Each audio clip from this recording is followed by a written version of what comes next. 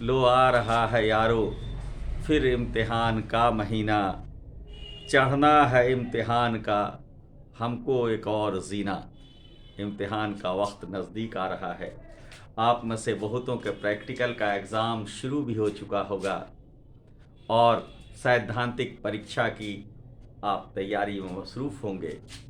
वक्त कम है।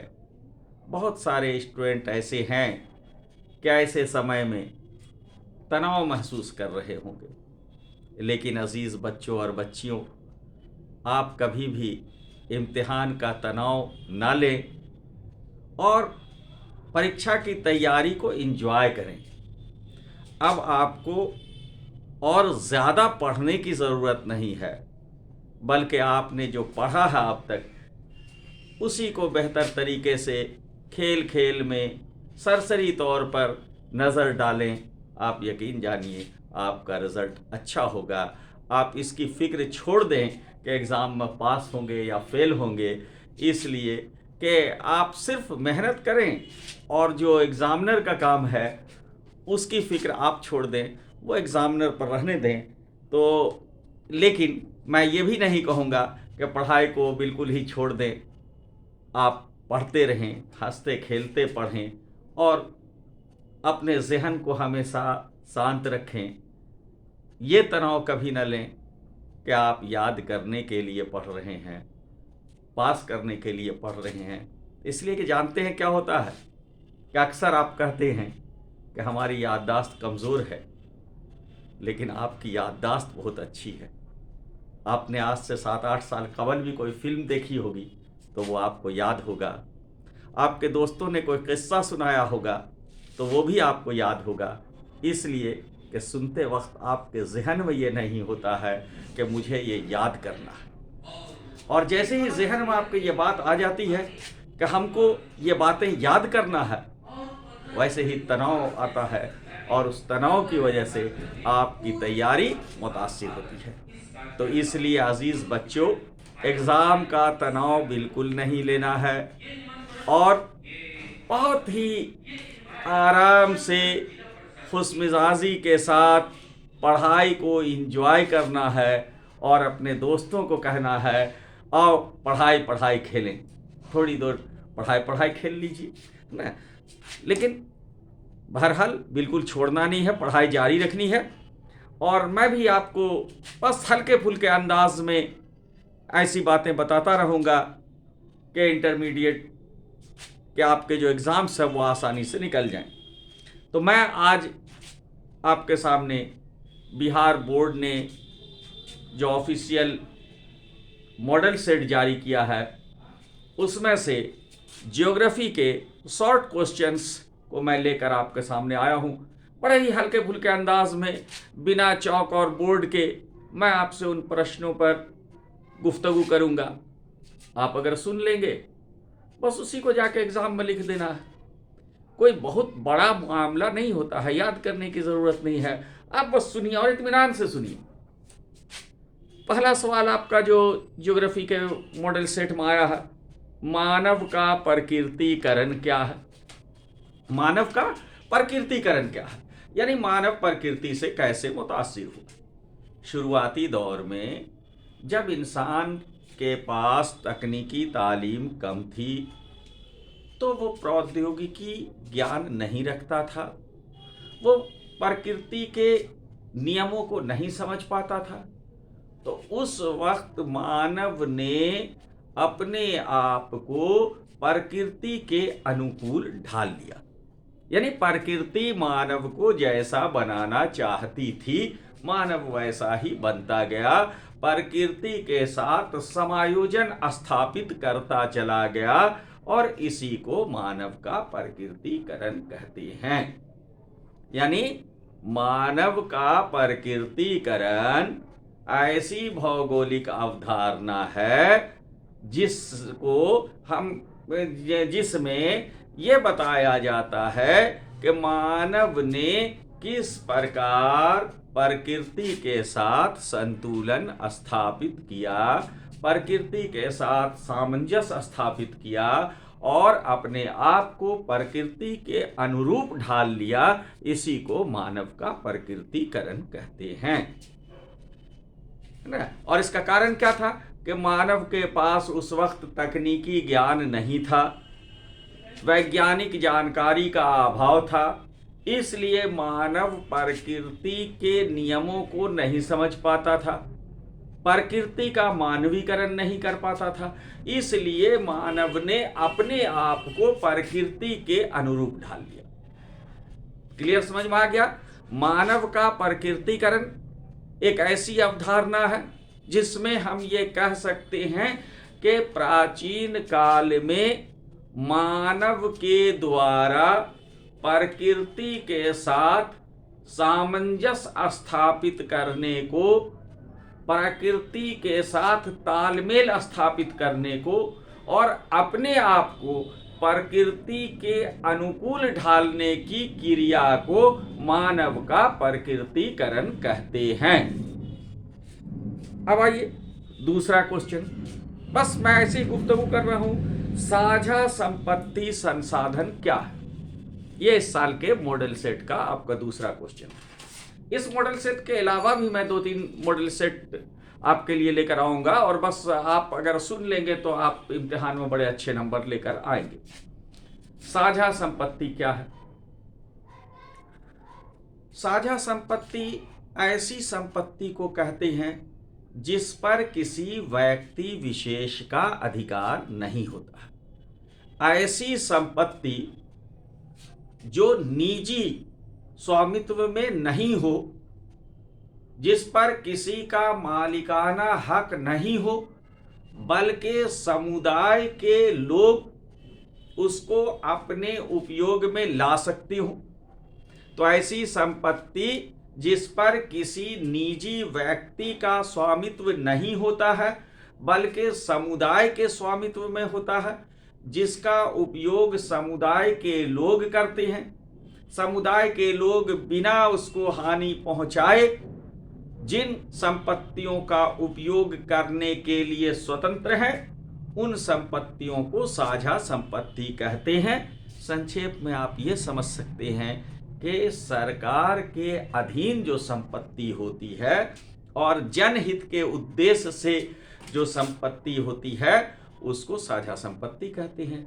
जैसे पार्क है, सरकारी पार्क है, साझा संपत्ति है, सड़क है, साझा संपत्ति है, रेल है, साझा संपत्ति है, कोई चरागाह है, वो साझा संपत्ति है।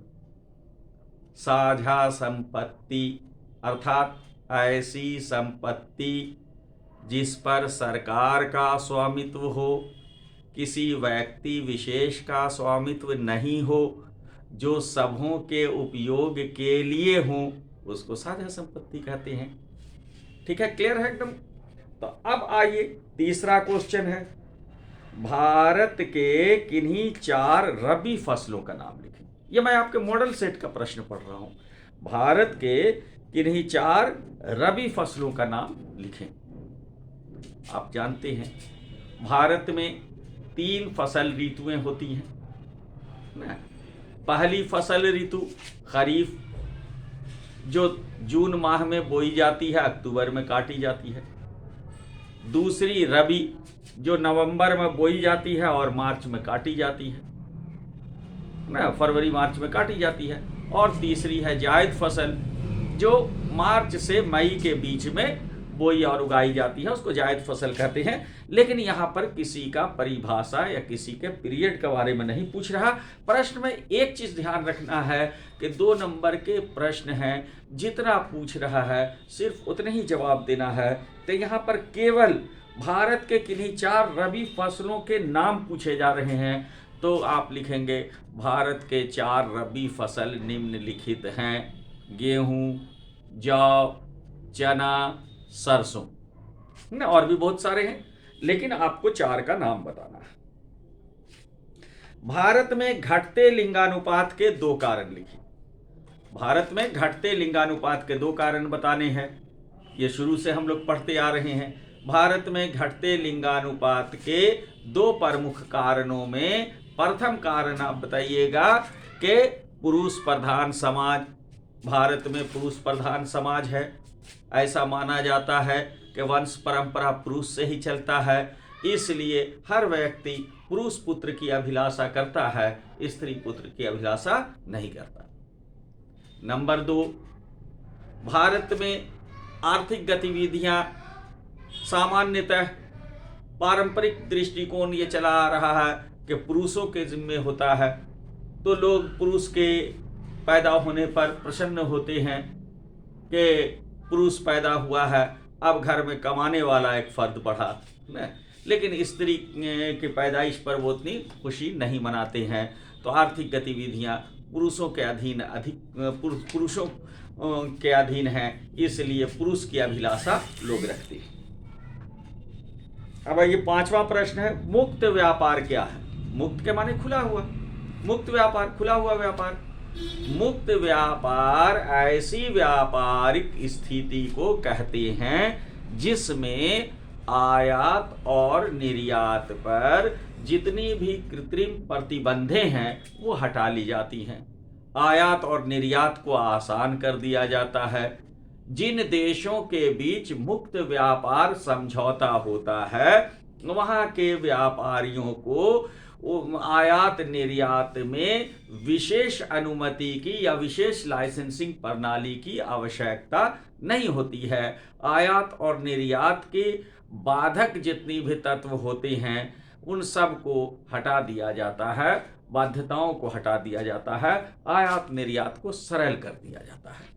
तो मुक्त व्यापार दो देशों के बीच जब आयात और निर्यात की बाधाएं समाप्त कर दी जाती हैं और मुक्त रूप से व्यापारी व्यापार कर सकते हैं। फुटकर व्यापार सेवा को स्पष्ट कीजिए।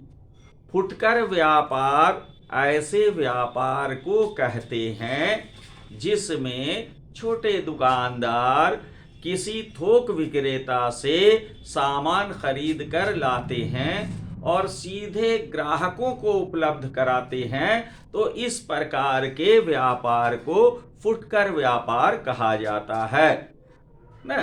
फुटकर व्यापार ऐसा व्यापार जिसमें व्यापारी होलसेलर से, थोक विक्रेता से सामान खरीद कर लाते हैं और ग्राहक को बेचते हैं।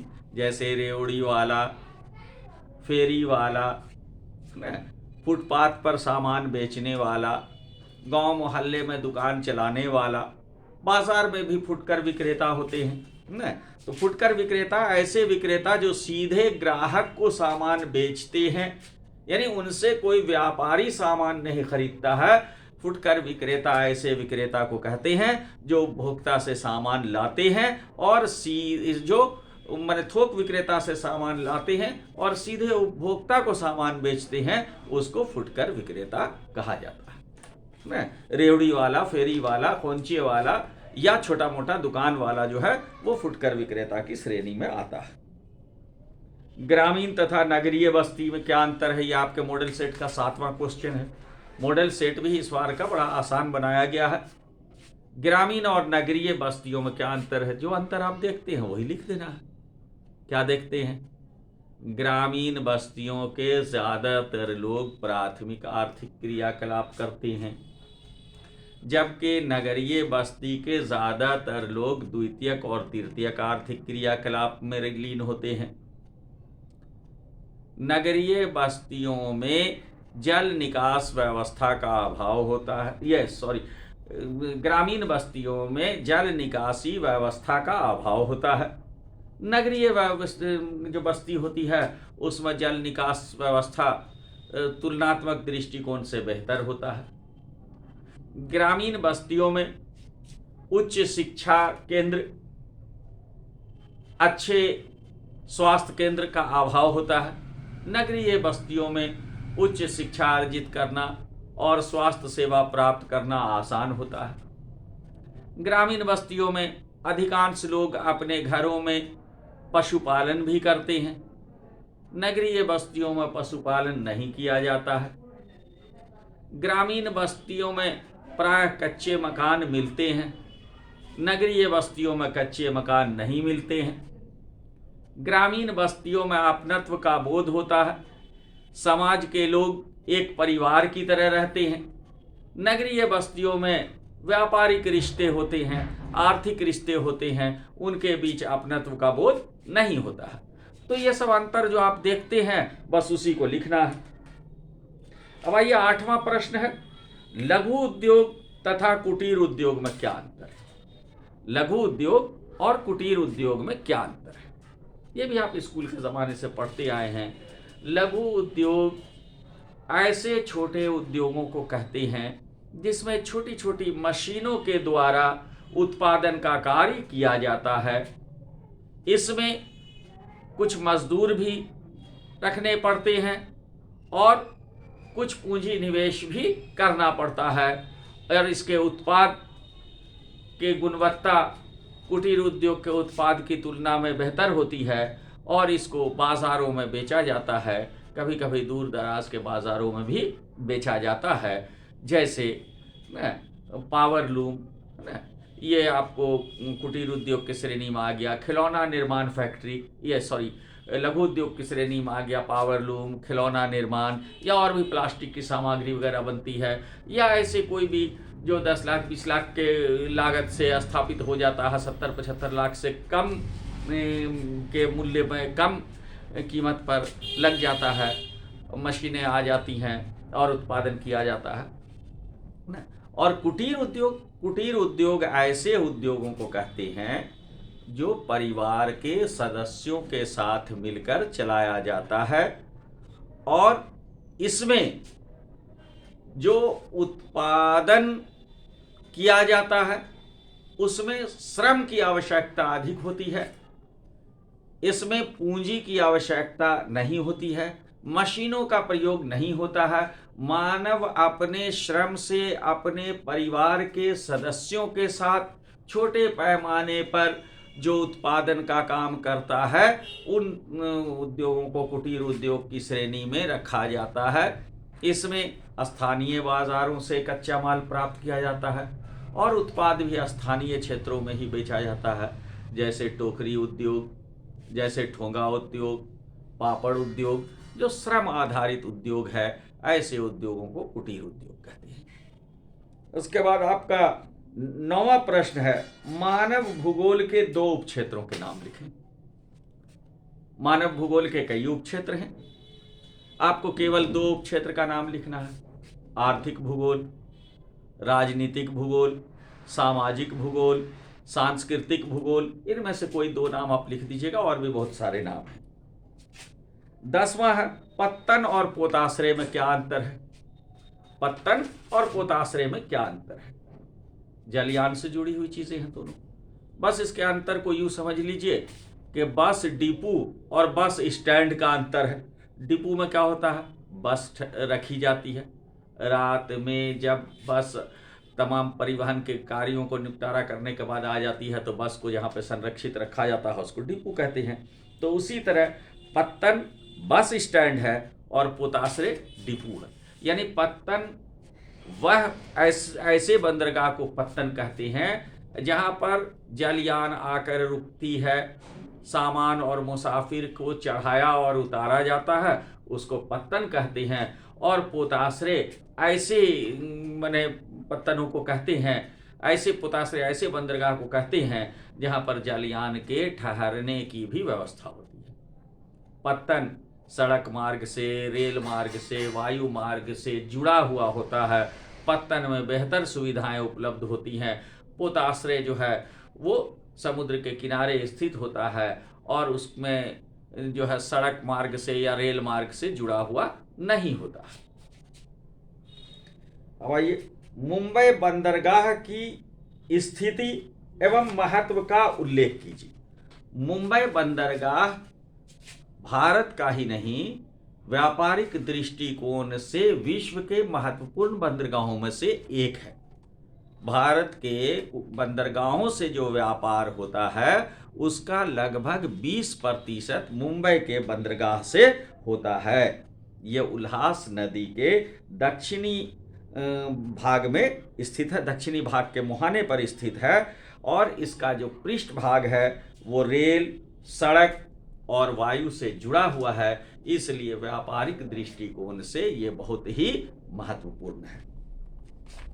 उसके बाद आपका क्वेश्चन है, भारत के पश्चिमी तट पर स्थित 4 पत्तनों के नाम लिखें। भारत के पश्चिमी तट पर, मैप में भी आप देख सकते हैं। और भारत के पश्चिमी तट पर 4 पत्तन का नाम लिखना है, तो इसमें सिर्फ आप 4 पत्तन का नाम लिख दीजिएगा।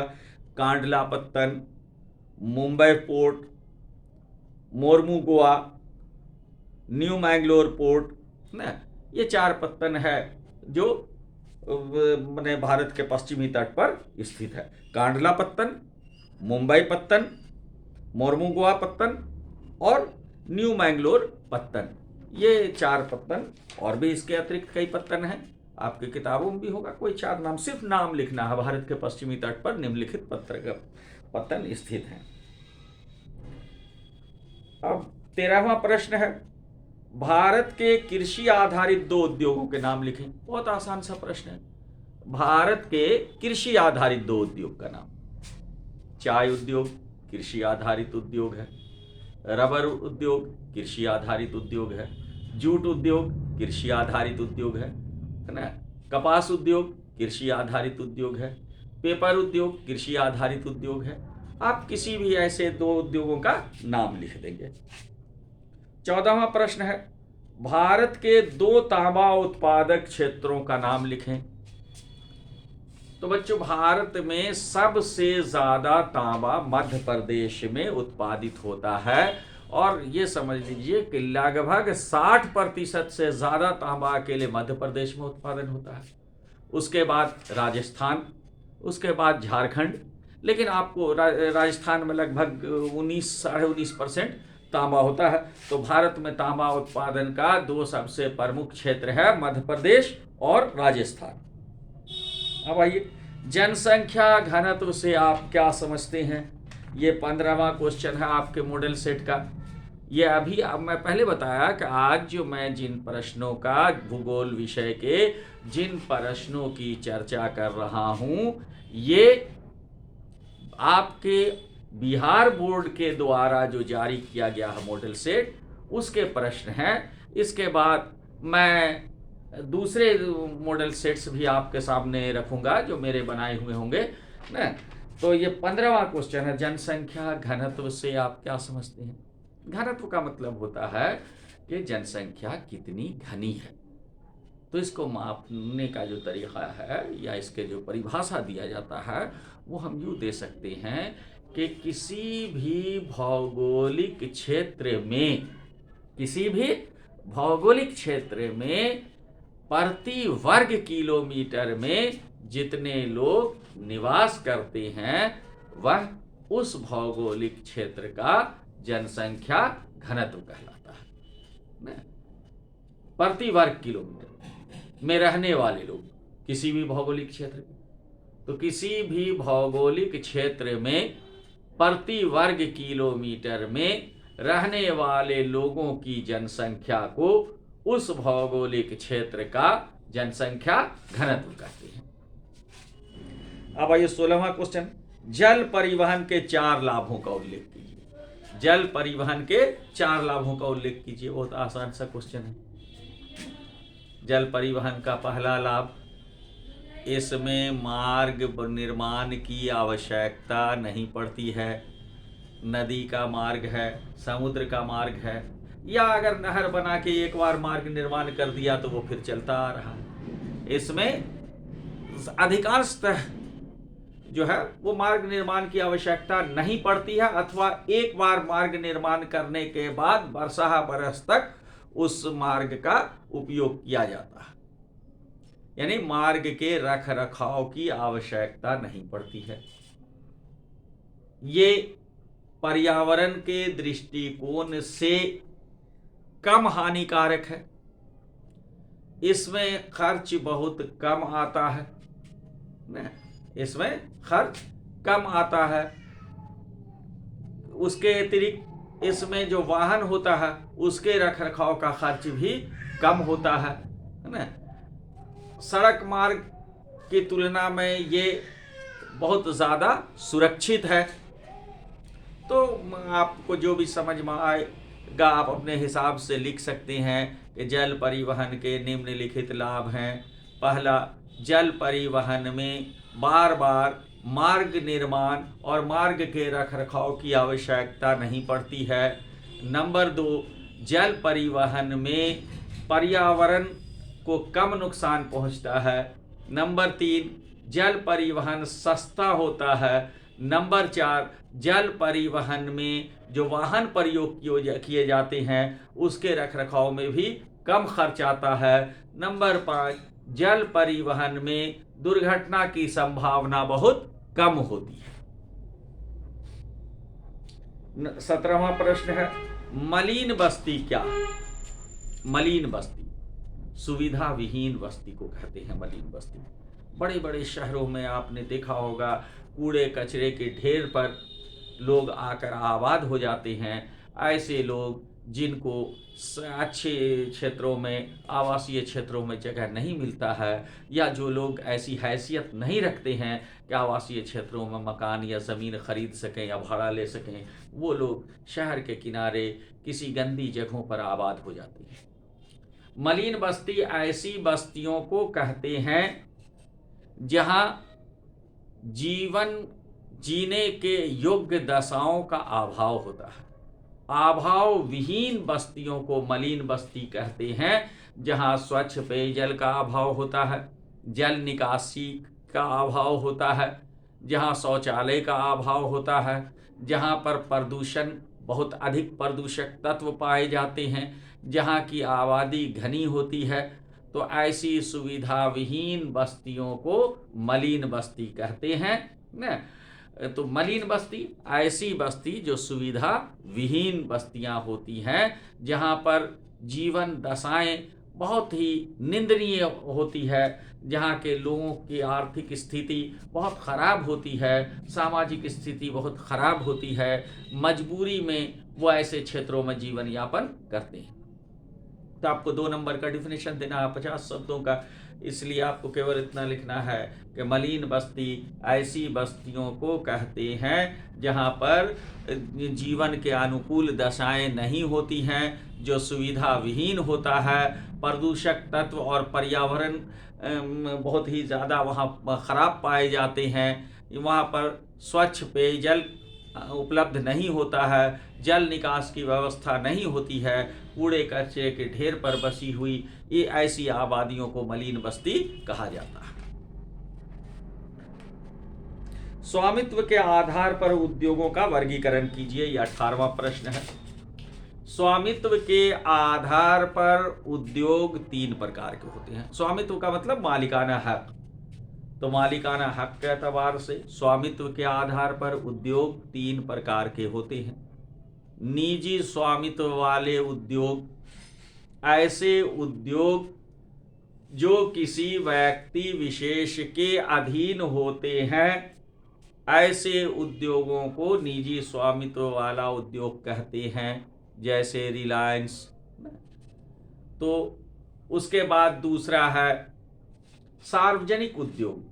सार्वजनिक उद्योग ऐसे उद्योगों को कहते हैं जिसका मालिकाना हक सरकार के पास होता है, किसी व्यक्ति विशेष के पास उसका मालिकाना हक नहीं होता है, जैसे भारतीय रेल।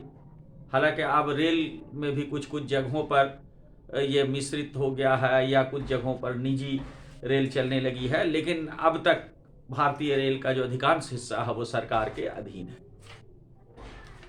और तीसरा होता है मिश्रित, है ना, मिश्रित उद्योग, मिश्रित स्वामित्व वाला उद्योग। मिश्रित स्वामित्व वाला उद्योग ऐसे उद्योगों को कहते हैं जिसका मालिकाना हक दोनों के पास होता है, कुछ हिस्सा सरकार के पास होता है और कुछ हिस्सा निजी स्वामित्व को बेच दिया जाता है।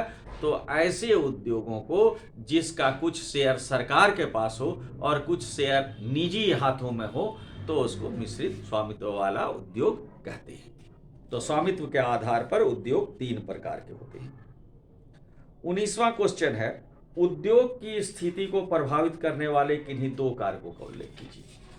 उद्योग को प्रभावित करने वाले किन्हीं 2 कारकों का उल्लेख करना है। उद्योग को बहुत सारे कारक प्रभावित करते हैं, लेकिन आपको केवल 2 कारकों का उल्लेख करना है। तो सबसे पहला कारक हो जाएगा कच्चा माल, किसी भी उद्योग को स्थापित करने के लिए हम देखते हैं कि जिस इलाके में ये उद्योग स्थापित करना है उस इलाके में उस उद्योग से संबंधित कच्चा माल उपलब्ध है अथवा नहीं। अगर उस इलाके में कच्चा माल उपलब्ध नहीं है तो बाहर से कच्चा माल लाना महंगा पड़ सकता है और उद्योग चलाना दुष्कर हो सकता है। तो इसलिए सबसे पहला कारक है कच्चे माल की उपलब्धता।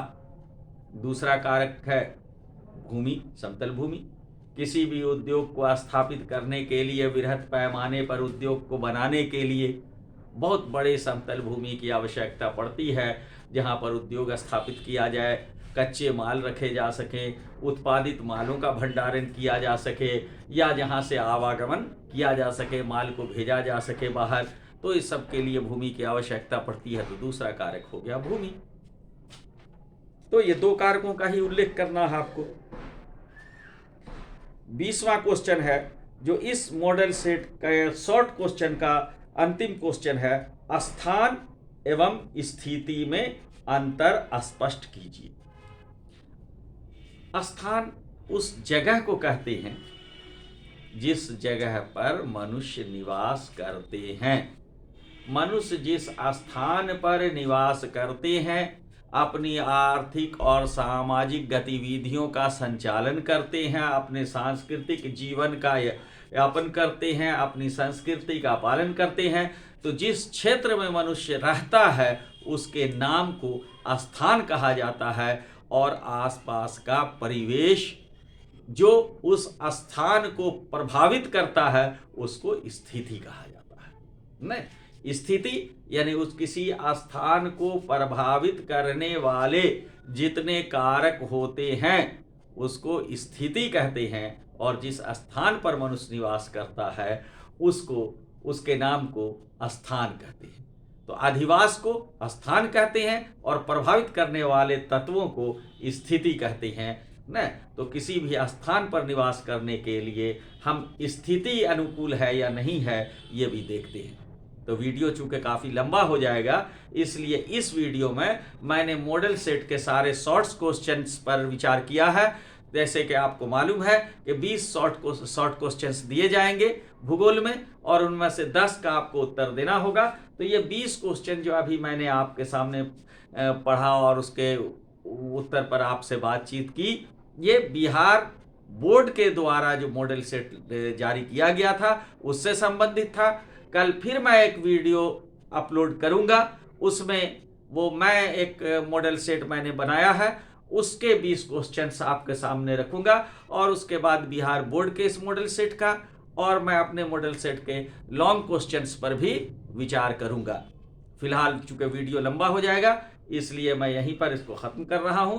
मेरी नेक तमन्नाएं आपके साथ हैं। आप पढ़ें और बिना तनाव के पढ़ें, इस फिक्र को छोड़ दें कि पास होंगे या फेल होंगे।